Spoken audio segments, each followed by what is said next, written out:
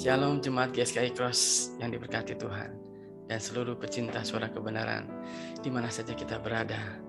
Pada hari ini, pada renungan hari ini kita akan membahas tentang surga atau langit yang baru dan bumi yang baru. Mari saudara sekalian, kita akan membuka Alkitab kita akan membaca sebuah ayat di dalam Wahyu 21 ayat yang pertama. Dan aku melihat langit dan bumi yang baru, karena langit yang pertama dan bumi yang pertama telah berlalu dan tidak ada lagi laut. Puji nama Tuhan. Saudaraku sekalian, berbicara mengenai langit yang baru dan bumi yang baru atau surga, itu berbicara mengenai kekekalan atau akhir dari kehidupan manusia yang melakukan kehendak Bapa. Tetapi akhir hidup manusia yang tidak melakukan kehendak Bapa berada di tempat yang berbeda, yaitu di danau api atau di lautan api atau di neraka yang kekal. Berbicara mengenai surga, semua orang pasti ingin pergi ke surga. Semua orang mempunyai harapan untuk bisa sampai ke surga. Surga seharusnya menjadi tujuan, bukan harapan. Saudaraku sekalian, jika kita mempunyai rumah, pasti kita akan menjaga supaya tidak semua orang bisa masuk ke dalam rumah kita. Hanya orang yang kita kenal yang boleh masuk rumah kita sampai ke ruangan yang paling privasi, sampai ke ruangan yang paling dalam. Tetapi orang yang tidak kita kenal hanya boleh masuk sampai teras atau mungkin hanya sampai ruang tamu saja. Ataupun yang memang benar-benar kita nggak kenal, mungkin tidak kita perkenankan untuk masuk, hanya sampai ke pekarangan rumah kita saja. Betul nggak saudara? Karena kita belum mengenal orang tersebut. Hanya orang-orang yang kita kenal yang boleh masuk ke rumah kita sampai ke ruangan yang paling dalam. Dan itu adalah hak kita sebagai pemilik rumah. Demikian juga dengan surga. Surga dimiliki oleh Tuhan.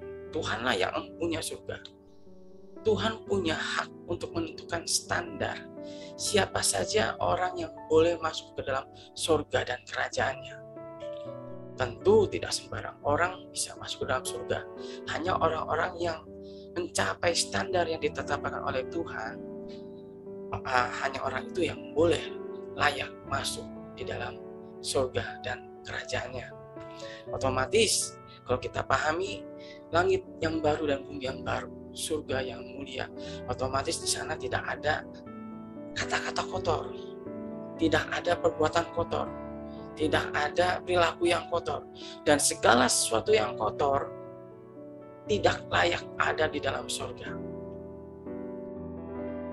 Dan Tuhan hanya mempercayakan surga kepada orang-orang yang dianggap layak, kepada anak-anak Tuhan yang Tuhan akui, yang Tuhan kenal sebagai anaknya. Nah, bagaimana caranya kita bisa masuk dalam kerajaan surga?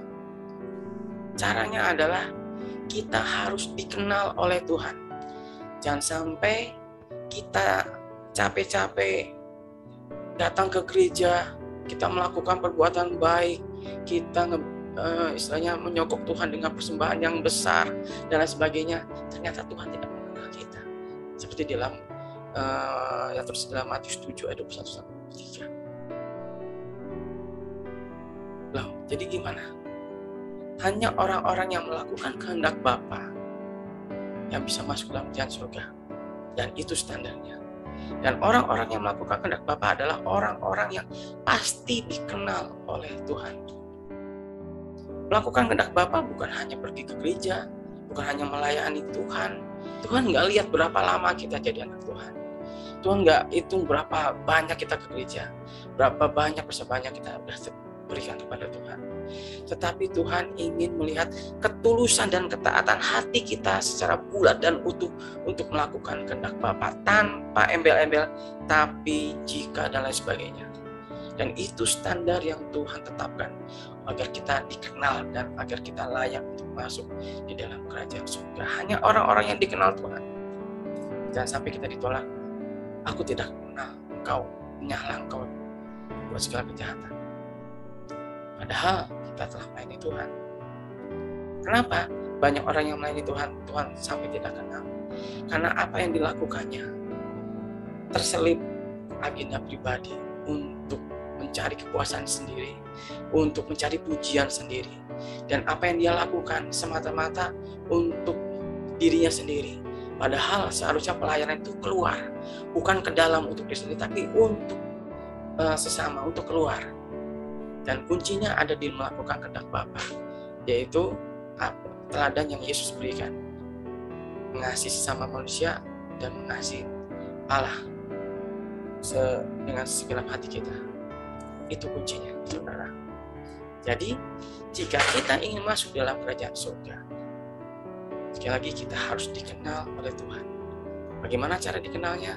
Yaitu dengan melakukan kehendak Bapa, dengan tulus dan taat, dengan sepenuh hati kita mempersembahkan hidup kita seutuhnya lewat hati, pikiran, perkataan, maupun perbuatan kita. Dan kita tidak akan pernah mau berkompromi dengan dunia ini lagi, tidak mau lagi berkompromi dengan dosa, dan kita tunduk pada pimpinan Roh Kudus.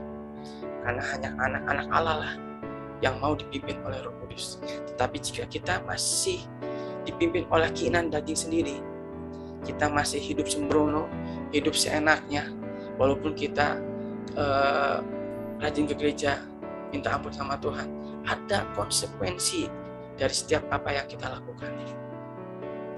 Mari Bapak Ibu sekalian, saudara sekalian, jemaat GSKI Cross dan seluruh pecinta surga kebenaran yang diberkati Tuhan.